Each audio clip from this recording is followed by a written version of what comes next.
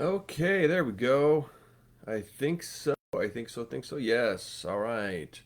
Looks like we are up and live this morning on the 13th day of December, the year of our Lord 2021, which makes it 12 days before Christmas.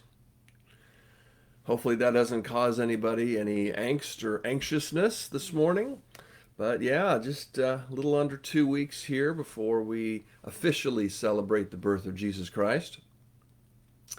All right, so this morning, actually last night, I was doing some devotions and I came across um, Ecclesiastes chapter 3. And so I got my Bible app open here. I don't know if it's kind of reflecting in the light just a little bit. I can't really see it too well. Ecclesiastes chapter 3. I got it open in our church Bible app here. And it starts out probably with something familiar. It may not be too familiar because we don't read it in church like hardly ever. It's just not one of those passages that comes up often. For everything there is a season and a time for every matter under heaven. And then it goes through, the author of Ecclesiastes here goes through and breaks down what some of those times are. And what struck me as I went through this is how some of these things are choices of ours and some of them are not. Sometimes time comes to us outside of our control, and sometimes we're very much a participant in making that time, that event happen. So it says there's a time to be born and a time to die.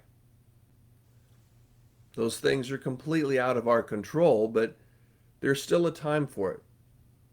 There's still a choice made by someone that now's the time for that person to come into this world. Now's the time for that person to go to their eternal rest.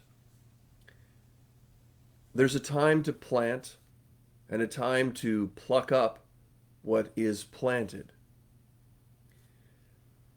And when I read that this time around, it struck me, well, let me say, before I've always read that as kind of like our choice, you know. So we go out, farmer goes out, we go out, we plant seeds, and then the thing grows, and then we harvest it.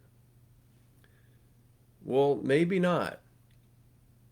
You know, if we kind of think of this as a unit, a time to be born, a time to die, those are things kind of like God decides. A time to plant and a time to pluck up what is planted. You know, that's kind of, at least in Hebrew poetry, it's a mirror. The author is trying to say the same thing in different words. So a time to be born, a time to plant. So maybe we can look at this more as God saying, I'm going to plant you here. I'm going to plant you there.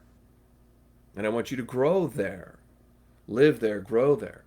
You know, so it's God's choice. And then he gets to decide when it's time to pluck up what is harvested. Maybe he wants to transplant it. Maybe he wants to harvest it. But still kind of like his choice. A time to kill and a time to heal. A time to break down and a time to build up. Those things kind of seem to fall within our choices. We can decide, we can take action to destroy something or to heal something, to break something down or to put all the time, effort, and energy into constructing something beautiful, lifting it up. And then this one, or I should say this pair, because Hebrew poetry likes to go in pairs. This one struck me as kind of like a 50-50.